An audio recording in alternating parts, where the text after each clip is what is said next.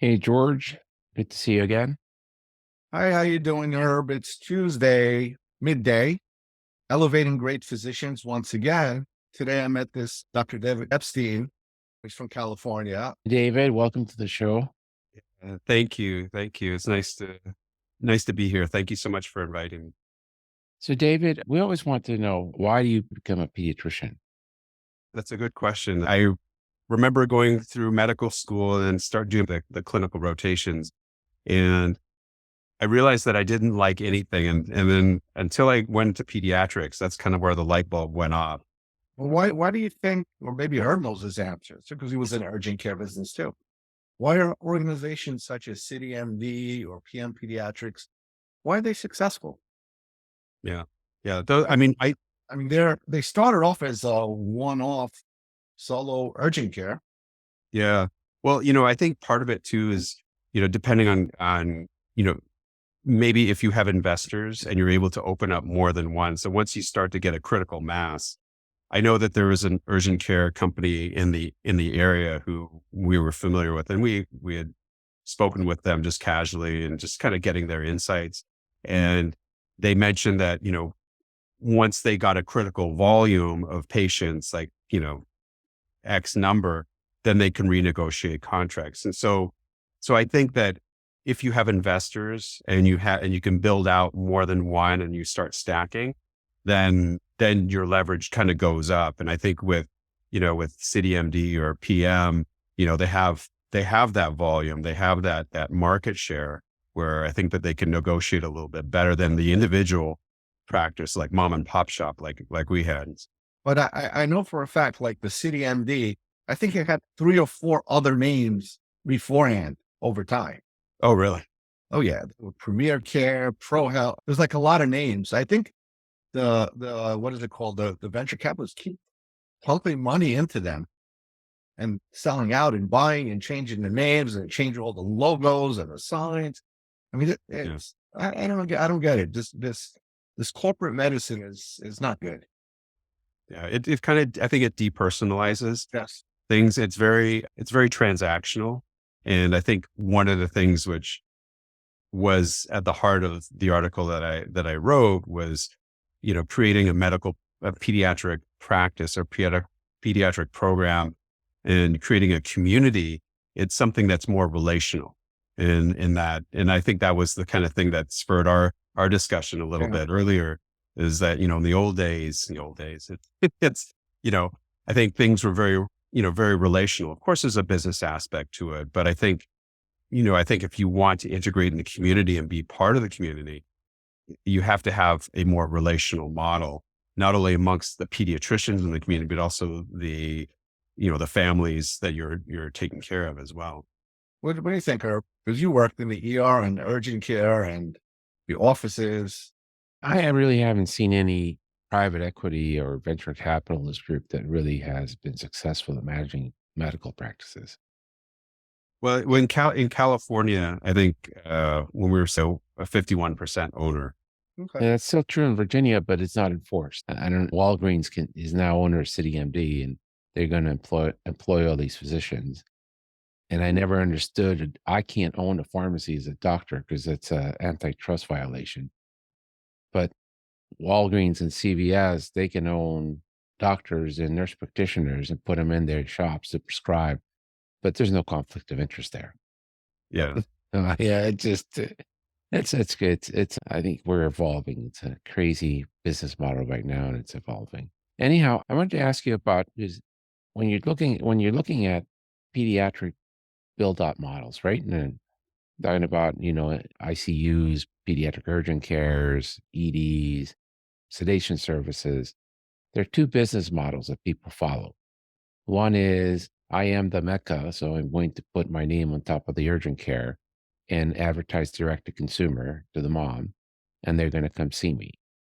And the other one is I'm an extension of the community pediatrician, so no one can work 24 hours a day, 7 days a week. So if your kid's sick on Saturday afternoon, or seem like they might have a Colles fracture, it's not cost. It doesn't work for you to have an X-ray machine in your office, but I can. So send them over to our shop. We'll take care of them for you and send them back and send you a report and call you if there's anything unusual. Which model did you encounter and like best, not only as an intensivist, but also when you went to build out your own urgent care? Yeah. I was in the ivory tower in the ICU. You take care of the patients. They come, they go. There's really not a lot of connection with the community from the ICU. When I moved into the urgent care arena, you hang your shingle and you're like, okay, we're open. Come on, let's go. But nobody's showing up because nobody knows you're there. They don't know your reputation. I think as far as growing any practice, whether it's in the hospital or whether it's in the community, I think connecting with people is the way to go, and it's actually more fun. I think that's what I enjoyed about when we were doing the urgent care, and I'd have a patient come in and they, was, a patient with a history of something or other. So they come in and they have issues. And I said, hey, who's your pediatrician? They say, Dr. So-and-so. And I say, oh, okay, let me give him a call. I just quick speed dial him on my cell phone, give him a call, say, hey, we got, your patient's here. This is what's going on. I know that you've seen them before. This is kind of what we were thinking of doing. You have any recommendations, or just including them in the care and being collaborative. It was so satisfying. It was so, I just got, it really kind of brought the things together, and then, like, hey, you're part of the community. We're in this together, Right. and that was, I think that was the joy that it brought me. And, it really created some bonds with the community where, I'm still, friends with the pediatricians in the community now. We interact and things like that. I bet you the parent appreciated that. Yeah. Oh So yeah. this is a generational thing of not talking to people, because when we see a patient, and we admit we send a lot of patients to the hospital for admission and what have you, a lot of patients. I tell all the doctors that we should call the ER as a courtesy to give them a heads up that I have this patient, to give them an initial intake of what I think is happening. Yeah. I ask to speak with the physician. The old school guys are all there. They pick up the phone. They, yes, we'll do this. We'll make a little plan. Thank you very much. But the new hires, they say, just tell the secretary that what's the name and the birthday. Yeah. Yeah. They don't even want to know. It's like, really? Yeah. And maybe, Yeah. maybe it's a pendulum swing. Maybe it's going to, start to shift back as people realize my wife's a therapist, and, I hear a lot of these, and actually she cared for, physicians actually at a hospital. And so she, was the physician support at a hospital, and, physicians are people too. And I think some of the things that are missing is probably some of the humanistic parts that are being washed out and causing, the burnout and causing the moral distress and all these other things. And at the end of the day, I think what it boils down is to human connection, and possibly maybe the pendulum's going to swing, swing the other way and be more relational Yeah. instead of transactional. Yeah. I mean, I Yeah, even see people that are in the hospital medicine, they do their sign outs through text message. That's crazy. Even a Yeah. minute. But they Yeah. do that. Or the computer through emails. They don't even talk. Yeah. I guess that you found out the importance of the relationship with other pediatricians when you're building up the urgent care. Not only how good that's for business, but for quality and for satisfaction. Yeah. That was a lesson you learned in the urgent care. Yeah, definitely, it's very good for business if you're close to the general pediatricians and you're in the urgent care. Yeah. Uh, Yeah. And it's part of building a community and being part of something. I think what I realize in, in the hospital, you're part of a big organization. There's a lot of chance for engagement with colleagues and people, grand rounds and, M&M conferences and, teaching conferences. And so you're always engaging with people, but when you're out on your own, it's just and it's not, there's not that kind of collegial engagement on that kind of level. And so one of the things I think is that, as being in that environment myself, it's like I craved kind of talking to other doctors or talking with my peers and being part of something, bigger and being part of the community. And I think that's, something that I sought out, coming away from, the hospital environment, going into the community. Absolutely, absolutely. I, for me, the most fun part was the relationship you had with every physician in this on staff. I'm a little biased because I think anybody who tries to start a standalone urgent care is a little crazy, including myself. It's a lot of work. Uh, Yeah. but why did you? What was the genesis to go from, you know, the protected Mecca to the real world and put your money down, your mouth is, and, run this whole organization from, from 0 to 100? Yeah, that's a good question. I'm still asking myself that. No, I'm just joking. No, my wife and I. So in our community, there was a pediatric urgent care, and it was actually run by a pediatric intensivist who'd come on before I knew her in the community, and for personal reasons, she had to close the urgent care, and we'd actually uh, been there ourselves with our kids, and when that closed, there was really nothing in our area. You think of LA as being such a big city, but there was really no defined pediatric urgent care in our area, which was one of the impetus for saying, hey, there's a void. We needed it. I'm sure other families needed it too. And so that was our inspiration. Did we know what we were in for? Absolutely not. Absolutely not. We were like, let's just open an office and we'll help the community. We'll have these resources. We'll do this. And it really turned into a much bigger project than we could ever have dreamed, or thought of. And so it was kind of a little bit of, just a little bit of naivety on our from our standpoint, because we didn't have anything to reflect on or to know, just because there weren't any in the area. And we think about it, what we were able to do, and you try to look, hindsight being 2020, would you do it again? Yeah, we made a lot of sacrifices. I think there were a lot of demands, on the family time, things that, because you're open 7 days a week, 12 hours a day, at that time. And, there was a significant demand. I mean, somebody calls out sick, you know, it didn't matter if it was a front desk, x-ray tech, nurse, physician, if somebody called out, we stepped in. So it was like, it had to keep running. And I think during that whole time, I think we only shut down for 1 day. Relationships do good medicine. The money will follow. Yeah. Yeah, I think the urgent care space, longevity is short. At least on the commercial side, the payers are not happy with the urgent cares. They see them as a unnecessary expense. And If people are going to go to the emergency room, their doctors are not going to see them. Don't you remember during COVID, the lines around the block at the urgent cares at the city MDs? It was Yeah. crazy. Yeah. And in our community, the pediatricians, I mean, they weren't seeing sick visits. And so we were seeing, all those patients. Also, there are a number of things where you think about going to the emergency room, a child, I mean, I'm sure you guys saw it all the time. It's like they have a runny nose, cough, congestion. They really shouldn't be in the emergency room. That's a huge expense for the insurance company.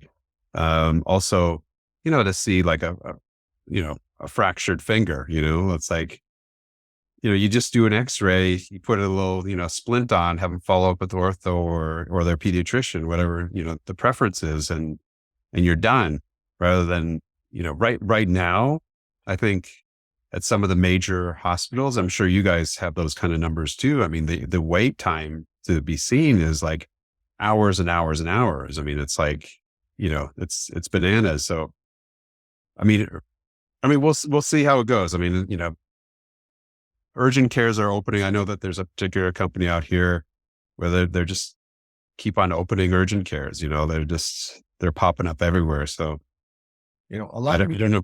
a lot of the urgent cares that I've seen in the past, I always wondered about them because you walk into them was a huge footprint with marble bathroom tiles, Yeah.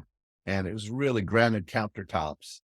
I always wonder, how do they make money to pay for all that stuff?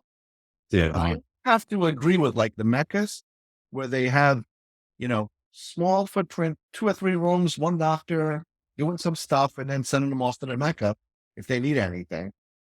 Yeah. Well, I know like when we were doing some of our research, I mean, like I know in Seattle, there was one major hospital that actually rented a particular space to an urgent care for like peanuts, just so they could have the urgent care there. So it could offload, the ER, because the ER was getting, these unnecessary visits and things like that, they would lose money on. So it actually was, financially better for them to have them seen at an urgent care instead of filling in the ER bed. So, you know, I, I think that there's a place for them, and I think as time goes, it will evolve. But when you look at some of the big urgent cares, where they see everybody, kids included, I'm kind of, I think that's kind of a little bit hard as a pediatrician, because we would always hear about some of these, take all urgent cares, and they're prescribing,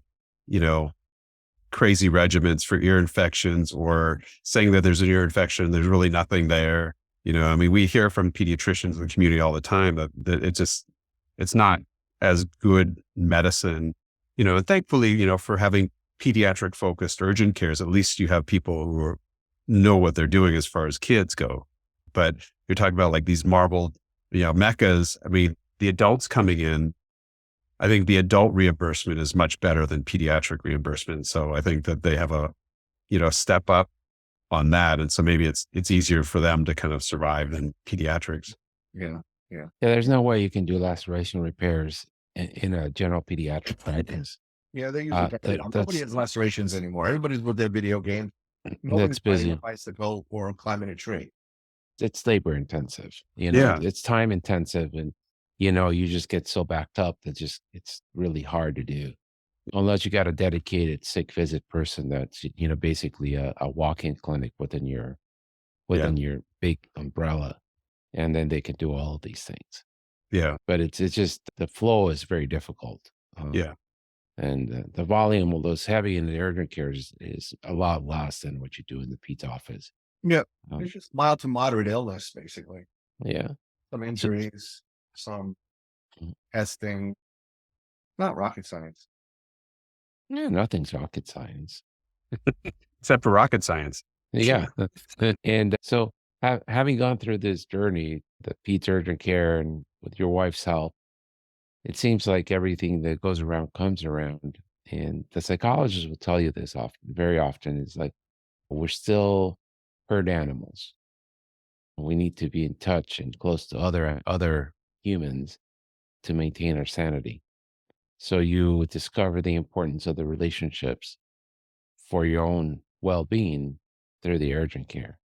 Yeah. Yeah, absolutely. And and it's funny because when the pandemic hit, and everybody's feeling kind of further isolated, because it's like, okay, everything's closed down, and you feel like you're a little man on an island kind of thing. As I think that was the impetus for us, the pediatricians in the community getting together. And I think it really saved us from, like a sanity standpoint, because we had each other. And Yeah. Back to the community. yeah, You know, did the hospital help in this? Nothing. I think as time went on, as they kind of got themselves together, and not, but it takes time, like with, it was funny having your own business. You realize that you're very agile. You decide like, okay, I'm going to do this. And then you did, like when we were doing COVID testing, we said, okay, let's just do COVID testing. We'll have the supplies. We'll test them outside. We'll have people drive through, boom, bada bing, bada boom, you're done, send them out. It was easy. We didn't have to think about anything. We just did it. I think when hospitals are bigger systems, it takes time to move, and they're not as agile when it comes to that. So it took time, but one of the things that was nice was the California Medical Association had this thing where they're providing PPE, for a discount. Like, they would actually in the beginning it was free. And after that it was discount. They'd send you this big box that had N95s and gowns and, gloves. I think it was just, they just sent you PPE and shields and things like that. And it was great, but it took time for the hospitals to kind of organize themselves. It wasn't as easy. So obviously in the community, it was like we were by ourselves, in the beginning. What, 3 years I now, right? We're in 3 years into this. Yes. It's been a long time. Yeah. Yeah.